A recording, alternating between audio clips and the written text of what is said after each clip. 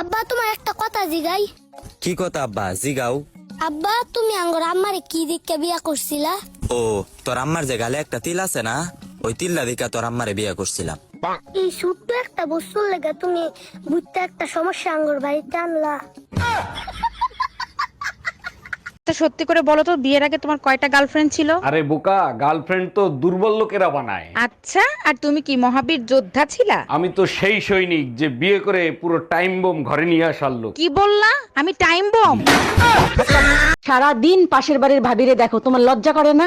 আরে গিন্নি, আমি তো দেখতেছি ভাবি যে শাড়িটা পরছে, ওই শাড়িটা তুমি যদি পরতা তাহলে তোমাকে নায়িকাদের মতো লাগতো। আচ্ছা তাই নাকি? তাহলে কিনে এনে দাও। অবশ্যই কিনে দিতাম, কিন্তু শাড়ি তো এক পিসে ছিল।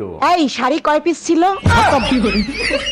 আব্বু গরম একদমই সহ্য করা যাচ্ছে না, একটা এসি লাগাও না। শুধু একটা এসি? এটা কোনো ব্যাপারই না, আজকে রাতটা অপেক্ষা করো, কালকে সকালেই একটা ব্যবস্থা করবো। খবরদার, যদি আমার মায়েরা তুমি টাক করো, তোমার মাথার চুল একটাও থাকবে না।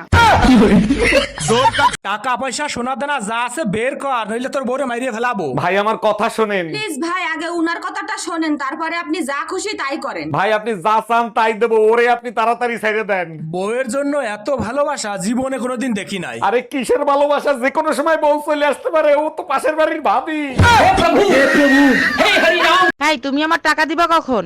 মানে কি বুঝলাম না, কিসের টাকা? এই এগুলা তুমি কি বলো? কালকে না তুমি আমার কাছ থেকে 5,000 টাকা নিলা? রাতে কি গাঁজা খাইয়ে ঘুমাইছিলা? ও তাহলে মনে হয় স্বপ্নে দিছিলাম। ডাক্তার, আমার বউ অজ্ঞান হয়ে গেছে, জলদি কিছু করেন। তার আগে বলেন অজ্ঞান হয়েছিল কেন? আজকে বউর জন্মদিন ছিল, বউর নাম তপস্যা, কেকে লিখে দিছে সমস্যা, তাই দেখে অজ্ঞান হয়ে গেছে। রুগীর বয়স কত? 30 বছর হবে। 30 বছর না, 28 বছর। আমার চেহারা এতটাই বিশ্রী ছিল, বিয়ের আগে আমি আত্মহত্যা করতে গেছিলাম, তোমাকে দেখার পরে আত্মহত্যা ক্যান্সেল করি। আমার রূপে মুগ্ধ হয়ে আত্মহত্যা ক্যান্সেল করছিল তাই না? আরে না, এত বিশ্রী চেহারা নিয়ে তুমি যদি বাইসে থাকতে পারো তাহলে আমি কেন আত্মহত্যা করব? এই কি বললা তুমি? এই শোনো, হ্যাঁ বলো, শুনতেছি। আমি 4-5 দিনের জন্য বাবার বাড়ি যাচ্ছি, তুমি নিজের খেয়াল রেখো। এইসব কি বলো? তুমি জানো না তোমাকে ছাড়া আমি একটা দিন থাকতে পারি না? আচ্ছা ঠিক আছে, তাহলে আম্মাকে এখানে আসতে বলি।